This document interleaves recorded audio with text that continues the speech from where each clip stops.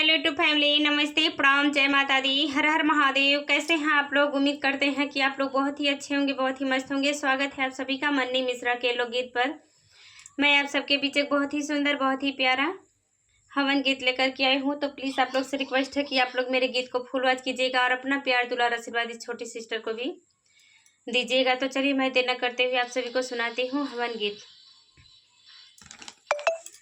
उगते सूरज वाया जोर हो जाला, उगते सूरज वाया जोर हो जाला, पंडित हवन करावा बड़ी देर हो जाला, पंडित हवन करावा बड़ी देर हो जाला।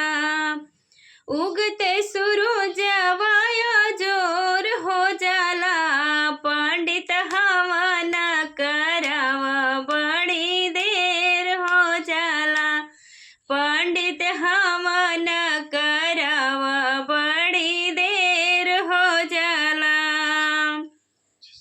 हवन महक सुनी राम जी आए, हवन महक सुनी राम जी आए, राम जी आए संग लक्ष्मण जी आए, राम जी आए संग लक्ष्मण जी आए। सीता के आवे से अजोर हो जाला, पंडित हवन करावा बड़ी देर हो जाला, पंडित हवन करावा बड़ी देर हो जाला।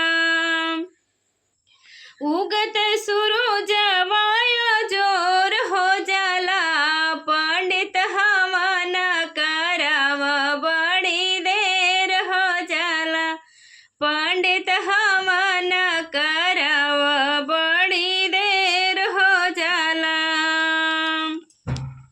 हवन महक सुनी शंकर जी आए, हवन महक सुनी शंकर जी आए, शंकर जी आए संघे गणपति जी आए, शंकर जी आए संघ गणपति जी आए।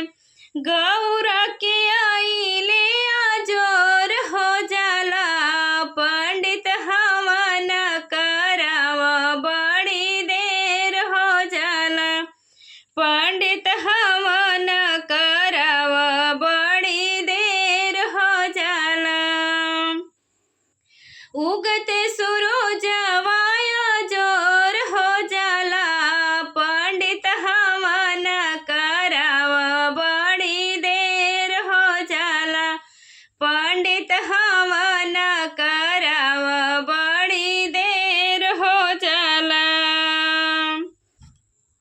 कृष्ण जी आए संग बलदाऊ जी आए, कृष्ण जी आए संग बलदाऊ जी आए, राधा के आइले अजोर हो जाला, पंडित हवन करावा बड़ी देर हो जाला, पंडित हवन करावा बड़ी देर हो जाला।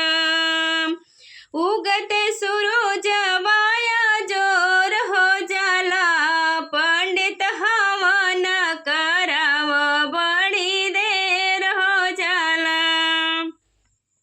हवन महक सुनी